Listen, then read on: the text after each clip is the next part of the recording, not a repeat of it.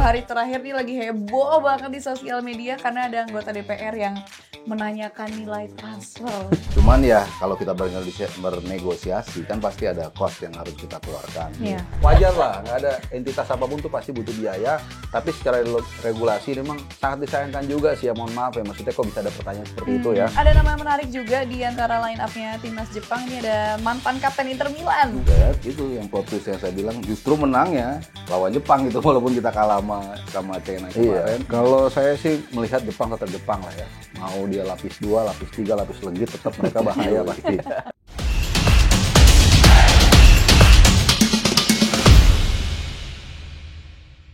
Hai teman Nalar, selamat datang di Tiki Taka Ngobrol Bola pakai Nalar. Hari ini kembali lagi bersama saya, Noella Sisterina, Mas Okto Haryo dan juga Bung Harpa. Bung Harpa, Harus tepuk tangan lagi dong.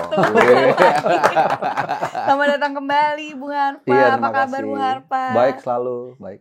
Mas Okto apa kabar? Baik dong.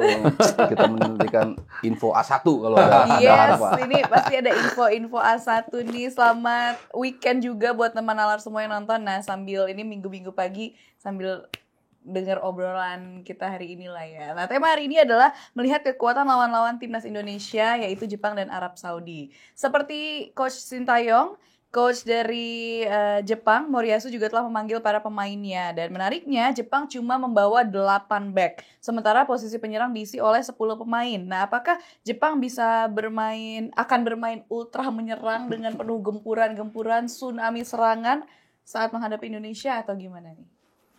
Iya, Jepang kan kalau kita lihat di beberapa pertandingan komposisinya tuh 3 back ya. Jadi memang nggak banyak perubahan yang mereka lakukan di komposisi 3 back itu. Makanya misalnya squadnya cuman mereka memanggil 5-6 pun nggak masalah karena mereka memang cuman 3 back. Depannya itu yang akan menjadi masalah buat kita ya. Ada 6 pemain gelandang dan 1 ujung tombak. Biasanya mereka bermain seperti itu. Entah itu bentuknya 2-2-2 ke depannya, entah itu bentuknya 2-3-1, pokoknya mereka akan tampil dengan komposisi yang kalau tadi Noe bilang ofensifnya pasti luar biasa. Karena ya dari 6 gelandang itu 2 sayap udah pasti akan memberikan kontribusi menyerang lewat kedua flank, lalu pemain tengahnya juga pasti akan memberikan tusukan-tusukan ke dalam. Jadi walaupun mereka hanya punya 3 back di belakang, tapi 3-3-nya udah pasti teruji di level kompetitif Eropa setiap pekannya. Ditambah yaitu materi tengahnya itu yang kayaknya kenapa sampai 10 pemain ya karena rotasinya begitu luar biasa yang selalu dilakukan oleh Moriyasu ya. Siapapun yang bermain kayaknya nggak menurunkan tempo mereka, nggak menurunkan kualitas mereka secara overall sehingga lagi-lagi tadi Noe bilang akan ada tsunami serangan ya itulah potret Jepang di setiap pertandingan ya. Lawan tim-tim manapun mereka akan tampil sangat ofensif dengan komposisi 3-6-1 mereka. Kalau saya sih melihat Jepang tetap Jepang lah ya. Mau dia lapis 2, lapis 3, lapis legit tetap mereka bahaya pasti.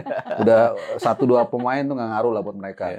Tapi yang sini di momen ini yang saya sangat senang dan saya soroti adalah soal ekspektasi masyarakat yang agak menurun. Nah itu saya senang. Masa banget. menurun? Enggak. Artinya kalau kita lihat waktu lawan Jepang kan King Indo nih. Wah kita pasti bisa menang. Lawan China ya? Sorry, saya bilang lawan Jepang. Oh, sorry, lawan China. Betul. China. Lawan China itu kita kan pede banget, agak overconfidence, bahkan juga dari line up yang ditampilkan Sintayong saat itu menunjukkan situasi itu. Nah, ketika kita kebobolan, kita kalah dari China, kemudian ekspektasi mulai kembali ke bahasa kerennya equilibrium, keseimbangan yang wajar, apalagi lawan Jepang. Ekspektasi masyarakat sekarang kan yang kita dengar, ya seri aja senang, ya kan, gitu kan. Bahkan ada yang ngomong, walaupun saya nggak berharap ya, kalaupun kalah jangan dibantai kan gitu kan. Nah, itu sebenarnya bagus. Jadi kita kembali lagi ke tempat diingatkan kembali di posisi kita, apalagi lawan Jepang. Nah, jadi mudah-mudahan kalau pendapat saya situasi nanti mau seperti apapun itu, terlepas nanti kita akan bicara soal teknis pemain, membuat tekanan itu agak berkurang. Nah, kemudian ada dukungan dari penonton. Nah, mudah-mudahan di saat yang seperti ini jadi plot twist. Ya, tiba-tiba seri, apalagi mungkin menang. Ya, who knows ya. Nggak tahu deh, kalau menang jadi viral mungkin apa ini. Jadi itu aja sih. Jadi situasi ini menurut saya tuh sangat positif. Dan mudah-mudahan juga Sintayong agak sedikit lebih kalem untuk bisa jangan terlalu banyak bereksperimen lah. Walaupun sekali lagi emang itu adalah prerogatif beliau. Mungkin itu karena harapan ini kita lah ya. mungkin karena Jepang mainnya kan sewornya halus tuh. Iya. Selalu ngangkat-ngangkat kita, selalu gitu. Dan kita seperti terbuai di awal. Wah, kita udah satu level sama Jepang. Tapi sekarang untungnya seperti Arpa bilang, kita udah balik lagi nih. Di ekspektasi awal kan orang bilang ketika grup di awal kan expected loss ya. Lawan Iya, Jepang, betul. mau home mau away emang ya udahlah kalau kalah sama Jepang nggak apa-apa. Even Saudi Australia juga terutama Saudi away kita juga nggak terlalu Ya banyak kita nggak pikir ekspektasi kita ya. dapat poin, tapi ya siapa tahu ya itu yang plot twist yang saya bilang justru menangnya lawan Jepang gitu walaupun kita kalah sama China kemarin. Tahu-tahu tiba-tiba kita bisa menang gitu dapat penalti menit terakhir kan Ya, selalu kita- Itu kalau kejadian selalu sih. mikir begitu kan 0-0 kayak Australia tiba-tiba menit terakhir dia handsball gitu kan. Iya, siapa tahu kan. Kita berharap di tanggal 15 nanti ada hari kebalikan. Iya, mudah-mudahan. Dari kebalikan. Nah, oke, kalau kita lihat line up dari timnas Jepang ini kan kembali dipanggil ada Kyogo Furuhashi, pemain asal Celtic FC ya. Ini dia lagi on fire banget dengan istilah ada Kyogo. Ini yang lagi on fire banget, lagi rame banget. Nah, ini akan menjadi ancaman nggak bagi J.I. dan kawan-kawan nanti? Iya, mungkin yang lebih bahayanya sebetulnya teman dia di Celtic ya. Daisen Maeda. Daisen Maeda ya, itu langganan tuh dipanggil. Iya, itu langganan dipanggil, apalagi nggak ada si Ayase. Kayaknya kan Maeda yang jadi strikernya. Tapi Furuhashi juga setelah setahun dia nggak dipanggil. Karena penampilan beberapa pemainnya emang di timnas lebih stabil, makanya dia kemarin nggak dipanggil. Cuman ya sejak gabung di Celtic 2021 dia performance-nya memang selalu bagus gitu bersama Celtic. Apalagi di Celtic kan ada 3 pemain Jepang kan. Iya. Selain si Maeda ada satu lagi Ito. Reo Hatate. Reo. Ya, ada 3 pemain dan 3-tiganya punya chemistry yang cukup baik gitu. Makanya kenapa Furuhashi akhirnya dipanggil untuk memperkuat barisan depan juga. Tapi ya siapapun ya, Jepang kita bicara Jepang, tadi Arpa bilang mau lapis berapapun yang diturunin tuh nggak ngaruh gitu loh. Mereka mau turun dengan tim semua J-League-nya pun masih berat juga buat kita, nggak gampang gitu buat kita. Apalagi dengan materi yang semuanya tampil di abroad gitu. Jadi ya kita enjoy aja lah ya. Pertandingan nggak usah ekspektasi tinggi. Ya Jepang akan selalu menjadi Jepang, akan selalu menyulitkan. Mereka kadang-kadang off day, ya mungkin harapannya mereka agak sedikit off day lah ya. Maksudnya nggak terlalu superior penampilannya. Semoga. Harapannya mungkin kalau jadi fans pasti seperti itu kan. Harapannya Moga-moga tersandung Jepang itu. Jadi kombinasinya tuh bisa aja ya kalau emang lagi tadi yang Mas Aryo bilang lagi harinya itu Jepang ya lagi off day itu bisa aja. Kemudian kita juga kan dapat dukungan penonton nanti ya. Naila nanti nonton nggak? Nonton. Terus juga pemain kita semua udah mulai pulih nih, tapi nanti kita akan bahas ya di mungkin bagian berikutnya. Nah, terus ada sedikit kita butuh luck. Nah, dengan situasi kombinasi itu bukan tidak mungkin kita nyuri-nyuri 1 poin. Syukur-syukur tadi kayak Mas Aryo bilang, lucknya lagi bagus, tiba-tiba ada penalti menit terakhir.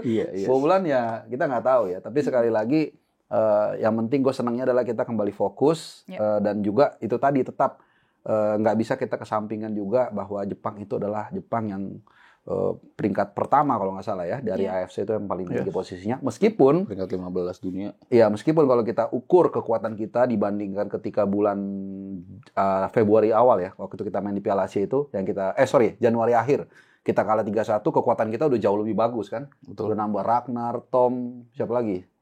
Hilgers, kiper Martin Paes, ya name it lah, Bang Jai. Jadi harusnya sih kalau kita lihat dari komposisi itu we can do something lah nanti tanggal 15. Lebih confidence lah ya. Harusnya. Hopefully, tapi itu sebenarnya bagus juga yang dibilang sama Bung Harpan dan Mas Sabtu tadi mengenai ekspektasi ya, karena selama ini memang ekspektasi kita tuh udah tinggi banget, tapi ini akhirnya kembali tone down gitu lah, ekspektasinya lebih realistis.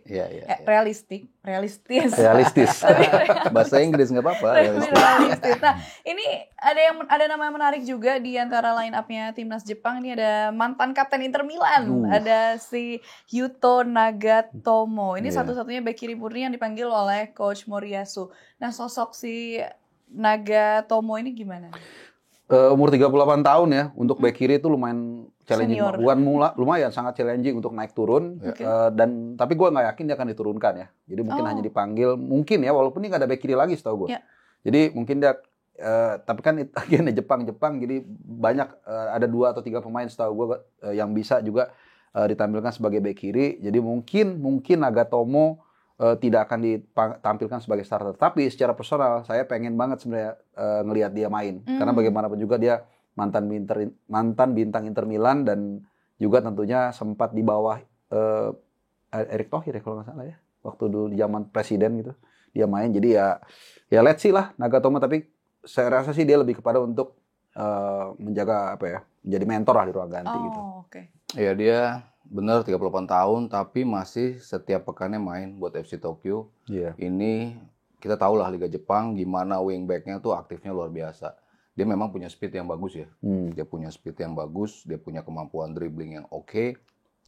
Ketika bertahan mundur pun track back dia bagus juga untuk bisa ngimbangin penyerang-penyerang lawan. Jadi kalau diturunkan ya dia menjadi aset yang oke juga buat Jepang gitu. Cuman kalau ngelihat track record dia di Jepang, terakhir dia bermain di Piala Dunia 2022 itu 4 pertandingan semuanya dia main tuh dari 3 di fase grup dan juga ketika mereka kalah di 16 besar itu juga nunjukin bahwa itu penampilan terakhir dia. Setelah itu dipanggil untuk beberapa pertandingan di bangku cadangan. Seringnya tuh dia adanya di bangku cadangan ataupun bahkan tidak masuk squad sama sekali. Jadi ini betul-betul menjadi pemanggilan dia yang kayak comeback lagi ke timnas.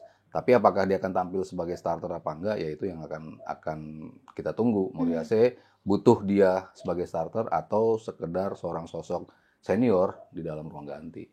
Sebenarnya gue lebih sedikit mau balik lagi sih ke Kyogo ya. Ini yang mungkin gue rasa lebih berbahaya karena ini pemain kan agak telat ya dia Furuhashi ini. Ya, late bloomer ya. Iya, 24 atau 26 dia baru dipanggil. 24 atau 25 gitu. 29 sekarang ya. Iya, 29 terus dia juga sempat di Piala Dunia dia nggak dipanggil. Itu banyak yang juga mempertanyakan. Di Piala Asia kemarin juga di Qatar dia nggak dipanggil. Jadi ini menurut gua agak seperti menjadi bom waktu. Ya pasti dia punya motivasi kan. Ada kesempatan di usia yang sudah 29, mungkin ini akan menjadi kualifikasi Piala Dunia dan Piala Dunia terakhir kali buat dia mungkin ya kalau Jepang lolos dan gue rasa Jepang akan lolos. Jadi ini yang mungkin akan lebih harus diwaspadai oleh barisan pertahanan Indonesia. Itu kalau sedikit kembali ke flashback sedikit ke belakang. Oke, dari beberapa pemain timnas Jepang yang kita sudah bahas, kita beralih sedikit ke timnas Arab Saudi nantinya. Ini menarik karena mereka punya pelatih baru ya, Herve Renard di sini yang kembali memanggil Salman Al-Faraj. Nah, menariknya Al-Faraj ini kan nggak pernah dipanggil pada saat kepemimpinannya Mancini. Yeah. Ini dengan kembalinya dia, apakah ini menjadi ancaman tersendiri lagi, ancaman baru lagi bagi timnas kita? Emang Jepang di bawah Renard dan di bawah Mancini itu Arab Saudi itu tim yang berbeda ya. Iya. Satu ketika bersama Renard kita lihat di Piala Dunia ini tim yang sangat-sangat direct. Tim yang betul-betul militan, manfaatin wingback dengan luar biasa, manfaatin flanks yang luar biasa. Sementara di era Mancini mau Arab Saudi itu build up dari bawah. Itu kan bukan karakter Arab Saudi ya dalam bermain dan kelihatan banget ketika lawan kita pun kita press mereka mau ngeluarin bola aja susah. Iya. Komposisinya bisa dibilang sangat berbeda timnya Renard dan juga timnya Mancini. Makanya kenapa Faraj dipanggil setelah setahun dia nggak dipanggil, dibilangnya diparkir oleh Mancini karena ketika dipanggil untuk uji coba dia menolak. Makanya pas ikut TC mau uji coba dia nggak mau dipanggil, makanya sama Mancini ya udah lu nggak akan gue panggil. Bener nggak dipanggil lagi sama dia. Tapi Renard melihat tetap butuh dia. Bahkan dari skuad terakhir Mancini ada 11 pemain Arab yang diganti.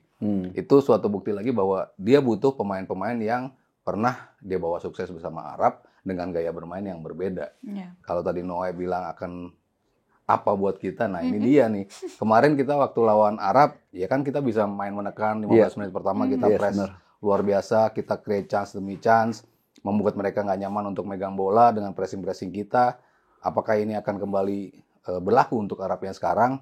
Ya mungkin nggak senyaman itu kita bermain karena Arabnya berbeda karena mereka akan jauh melempar bola ke depan, memanfaatkan fisik mereka yang selalu dalam berduel selalu bisa mengalahkan pemain-pemain Asia yang lain, kecepatan mereka juga luar biasa.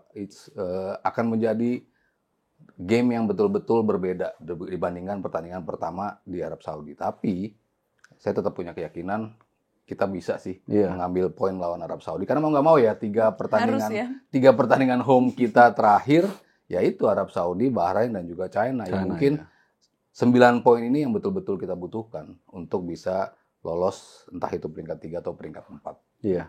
Nah kalau gue ngelihat dari sisi yang berbeda, Herve Renard ini balik mengingatkan gue ke sebuah film, tapi gue lupa judulnya. Pokoknya ada Rangers-nya lah. Bukan Ginny dan Jun. Jadi film ini adalah mengisahkan sebuah pasukan elit yang dulu pernah sukses di mana lah gue lupa. Terus mereka mau gelar operasi lagi. Nah dipanggil lah tuh mantan-mantan anggotanya. Nah Herve Renard ini agak kayak gitu. Jadi dia panggil lah pasukan-pasukan termasuk si Salman ini yang emang sangat loyal ke si ke si Herfrenat, tapi tidak friksi lah dengan Roberto Mancini. Walaupun usia 35 tahun, jadi memang secara psikologis itu dipahami betul oleh Herfrenat. Makanya ini yang gua katakan harus diwaspadai. Dan kedua juga tadi yang Mas Aryo bilang memang betul. Di bawah Herfrenat itu gayanya dia kan emang wah power ya. Nah ini menarik nih. Artinya nanti lini belakang kita bahkan dari tengah tuh kita harus mulai mewaspadai itu. Jangan sampai mereka keenakan untuk melite kita. Ketika menghadapi Arab di Jeddah, gitu jujur gue juga di situ kaget ya. Kok 15 menit awal kita dimain di Jeddah loh. Kita bisa neken mereka gitu dan bahkan dapat gol duluan kan. Dan ini nggak akan terjadi nanti ketika kita menghadapi Herfrenat. Jadi harus diwaspadai. Meskipun sekali lagi kita akan nanti dapat dukungan dari penonton. Ini penting. Jadi kehadiran penonton nanti setiap teriakannya itu mungkin akan memberikan semangat buat Ragnar Rotman dan kawan-kawan untuk tadi yang Mas Saro bilang, memastikan kita bisa menyapu laga home kita lawan Arab, lawan Bahrain, juga lawan China. Jadi memang kalau di bawah kepemimpinan Reinhard ini tuh berarti cara permainannya pun emang berbeda banget sama Mancini kemarin. Dan juga cara dia memberikan speech itu luar biasa ya, walaupun ditranslate. Kita masih ingat kan speech-nya di ruang ganti itu yang luar biasa, lingual dari Prancis, yang emang juga udah wow, ditranslate ke bahasa Arab itu memberikan boosting moral yang sangat luar biasa sehingga akhirnya mereka bisa bounce back 2-1 menghadapi Argentina. Jadi kekuatan dia ini seperti di ruang ganti pas ketinggalan 1-0. Itu sih ngaruh banget gitu. Itu sih. Oke, nah ini kalau kita kembali ke timnas kita, katanya Coach STY memanggil satu pemain lagi nih, tapi kan kita belum tahu siapa. Apakah kira-kira ini Kevin Dix yang sudah kita tunggu-tunggu atau mungkin bahkan Elkan Bagot? Nah ini kita belum tahu, tapi kalau menurut Mas Sato dan juga Bung Harpa gimana? Kira-kira antara kedua ini siapa yang kemungkinan dipanggil? Kalau melihat upaya yang dilakukan oleh pemerintah mempercepat semua proses untuk bisa mendatangkan Kevin Dix, Kepres yang dimunculkan, lalu dengar pendapat di DPR, lalu pengambilan sumpah para dalam federasi yang betul-betul dikebut, itu kan sebuah sinyal bahwa pengen Dix tuh bisa langsung main. Entah itu lawan Jepang ataupun lawan Arab Saudi. Dua pertandingan yang hanya berjarak 4 hari, tentunya kehadiran dia sejak pertandingan pertama tuh betul-betul sangat dibutuhkan. Kita mungkin kalau tadi Noe menyebut Elkan Bagot, kalau dibandingkan dengan Kevin Dix, ya levelnya berbeda sih kalau menurut saya. Maksudnya ya Bagot tampil di Championship berapa kali, tapi kalau kita bicara Dix, dia kan tampil memang di Liga Denmark. Tapi reguler sebagai starter, penalty taker reguler mereka. Dan nggak pernah gagal loh. Nggak pernah gagal, iya. Kemarin Rehan ngasih insight, 11 kali penalti, 11 kali masuk, 100% penaltinya. Itu suatu bukti bahwa ini pemain yang dipercaya oleh pelatih. Dan juga tidak hanya di Liga Denmark, tapi di kompetisi regional dari Liga Eropa, dari Champions League. Ini kan pemain yang selalu tampil reguler. Jadi kan kita butuh banget pemain-pemain yang punya penampilan prima di level tertinggi. Makanya kenapa Kevin Dix betul-betul dikebut, sangat masuk akal. Karena kita butuh peran dia, entah itu sebagai back tengah, ataupun nanti misalnya dia didorong menjadi defensive midfielder, itu juga masuk akal. Pokoknya peran dia di lapangan, kita tahu nanti kalau misalnya melawan Arab, bola-bola crossing akan menjadi makanan dari Arab, dan itu ya kita butuh sosok-sosok back yang betul-betul punya kemampuan aerial presence yang bagus. Makanya kenapa kalau tadi ditanya siapa yang akan dipanggil, pemain barunya, ya Kevin Dix sangat masuk akal, dan saya pribadi ya berharap sih dia bisa masuk squad dan bisa langsung turun untuk membela Merah Putih. Entah itu melawan Jepang ataupun Arab Saudi. Nah, waktu itu kita tanya Bung Harpa nih, info A1-nya gimana nih? Infonya pokoknya sampai tanggal 7 kan nggak ada pengambilan sumpah. Sampai hari Jumat ya. Jadi pendaftaran itu tanggal 9 H-7 tuh dari tanggal 15 berapa tuh? Tanggal 8 ya? Tanggal 8. Tanggal 8. Jadi tanggal 7 nggak ada sumpah. Tanggal 8 adalah pendaftaran terakhir pemain. Dan sepertinya sih kalau lawan Jepang itu susah. Cuman kalau lawan Arab itu info A1 katanya insya Allah katanya. Ini orang ini mengatakan. Gue nggak bisa sebut soalnya lawannya Arab. Jadi insya Allah. Kalau Jepang sayonara. Nah jadi kalau lawan Arab itu kayaknya bisa. Kalau lawan Jepang itu hampir pasti nggak bisa main. Nah tapi buat gue nggak ada masalah. Ya jadi kalau ada Kevin Dix itu adalah 4 sehat 5 sempurna. Karena kalau kita lihat di belakang Justin Hubner ini udah comeback lagi kemarin. Iya, katanya udah sehat ya. Udah sehat. Main. Ya kalau udah ada starter itu udah di atas 90% lah. Walaupun cuma main 45 menit diganti, tapi gue rasa lebih kepada taktikal. Ya. Setelah kalau nggak salah 75 atau 76 hari di absen. Ya. Itu penting, berarti El Preman udah aman nih di CB kiri. Kaki kiri ada Verdong, mantap. El abang-abangan. Abang-abangan kita udah main lagi. Perlu juga kita pemain kayak gitu tuh, yang ngasih semangat kan. Nah, kemudian gua rasa satu Indonesia setuju lah Bang Jai CB tengah kan. Yes. Nah, CB kanannya Rizky Ridho. Aman kalau Hilgers kalau Hilgers cedera ya. Sorry. Bahkan kita ada 4 ya pemainnya. Jadi ada Justin Hubner, ada Bang Jai, ada Hilgers, ada Ridho. Itu yang gue bilang, kalau ada Kevin Dix ya makin sempurna. Cuma nggak ada itu pun ya it's okay juga, nggak ada masalah. Tapi again, kita nggak pernah tahu dalam waktu 10 hari ke depan kurang lebih ya, lawan Jepang dan Arab Saudi ada apa-apa ya nggak ada masalah juga. Kalau nanti Kevin Dix sudah available lawan Arab, bisa kita bungkus 3 poin kan. Kalau lawan Jepang seperti yang gue bilang tadi, kita ekspektasinya realistis ya. Tapi yang lawan Arab kita harus full tim, harus benar-benar bisa nyapu 3 poin. Dan satu yang paling penting orang lupa, Jai jangan sampai kartu kuning. Kalau itu ada briefing, gue sebagai Sintayong, hal yang pertama gue katakan ke Bang Jai, at any cost, lu jangan sampai bukan sentuh pemain ya, jangan sampai kartu kuning. Karena kalau dia kartu kuning, nggak main lawan Arab, berantakan semua. Iya. Ya sorry tuh saya, kalau nggak ada Hubner, nggak ada Hilger sekalipun, atau nggak ada Ridho, mungkin masih kita bisa utak-atik. Tapi begitu ya? Bang Jai nggak ada, itu pilar utamanya langsung rusak. Gitu. Jadi situasi belakang ini agak tricky. Kalau kita bisa manage dengan baik, rentang antara Jepang dan Arab Saudi, harusnya kita paling nggak di Arab Saudi kita bisa hajar 3 poin. Sapu bersih. Gitu. Mudah-mudahan ya. Mudah-mudahan. Bang Jai jangan kartu kuning ya Bang Jai. Gitu. kartu merah. Lebih parah. Lebih parah. Jangan. Semoga kita benar nggak ada kartu-kartu lah untuk Bang Jai dan juga pemain lainnya pastinya. Oke, ini Bung Harpa dan Mas Sato kemarin dalam 2 hari terakhir nih lagi heboh banget di sosial media karena ada anggota DPR yang menanyakan nilai transfer dari pemain-pemain diaspora atau pemain yang bermain di luar gitu ya. Ini gimana pendapatnya Mas Sabto sama Bung Harpa? Ini kan kayak heboh banget kan. Apakah emang sebenarnya nilai transfer itu ada atau gimana sih? Enggak sih. Kalau untuk pemain enggak. Cuman ya kalau kita bernegosiasi kan pasti ada cost yang harus kita keluarkan. Iya. Yang pasti untuk agen. Karena kan, tapi bukan berarti agennya dibayar ya. Maksudnya trip agen untuk bisa mengunjungi si pemain, trip dia untuk stay di situ, bernegosiasi, itu kan harus agen ketemu agen dong. Ya, agen dan wajar lah itu sih. PSSI harus punya, kan punya agen, dan di sana mereka juga punya agen. Untuk dealing, bahasanya kan harus sama. Harus sesama agen, dealing, baru, oh ini loh benefit lu, oh ini yang nanti akan lo dapat, kira-kira potensi ke depan lo seperti ini, itu kan nggak bisa dilakukan kalau orang federasi yang ngomong kan hal yang berbeda. Pasti kan harus sesama agen, sehingga nih siapa yang ngomong ini? Oh ini orang FIFA nih, apa agen yang lisensi FIFA. Jadi itu kan dipercaya. Ya itu ada cost-nya untuk membayar agennya. Tapi kan untuk pemainnya enggak. Kalau pemain yang dibilang dia menjadi ini, kita bayar berapa nih ke pemainnya untuk mendapatkan itu sih nggak ada kalau untuk kayak gitu. Ya secara regulasi itu nggak ada. Tadi yang Mas Yor sampaikan perkara ada ongkos transportasi akomodasi itu wajar lah. Ya. Kita bikin hajatan aja nyediain jeruk sama air mineral kan. Ya kan apalagi begini internasional. Wajar lah, nggak ada entitas apapun tuh pasti butuh biaya. Tapi secara regulasi memang sangat disayangkan juga sih ya, mohon maaf ya. Maksudnya kok bisa ada pertanyaan seperti itu ya. Itu nggak ada. Tapi memang si pemain itu sendiri kan juga nggak bodoh. Mereka tahu lah dengan mereka mengambil keputusan ini pasti ada apa ya? Ada benefit yang mereka dapatkan. Which is ya wajar aja gitu. Mereka udah fight buat negara kita. Terus kalau mereka kemudian ada iklan bisa iklan Gucci loh.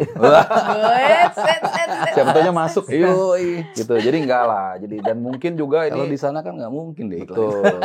Masukan juga mungkin buat wakil rakyat ya untuk ya sebenarnya nggak susah lah sekarang untuk bertanya apa yang harus ditanya di momen tersebut gitu supaya jangan blunder kan akhirnya. Makanya banyak yang bilang kayak ini ibu mewakili siapa, kita nggak merasa terwakilkan untuk menanyakan ini. Iya, sebenarnya ngasih masukan yang salah tuh harusnya ngasih masukan yang benar lah supaya sebenarnya ini momen juga loh untuk ibu itu ya. Gue juga sampai lupa namanya tuh. Sampai dibahas di rame banget. Padahal sebenarnya itu bisa jadi momen untuk katakanlah buat panggung dia nggak ada masalah kalau emang dia bisa mendukung program ini dengan baik gitu. Betul. Sih. Nah teman Nalar gimana menurut kalian? Jangan lupa tulis komentar kalian atau pendapat kalian di kolom komentar. Dan jangan lupa juga like, share, dan subscribe YouTube channel Nalar TV. Saya Nalar Serina, Mas Sabto Haryo dan juga Bung Haris Pardede pamit undur diri. Sampai jumpa di episode berikutnya.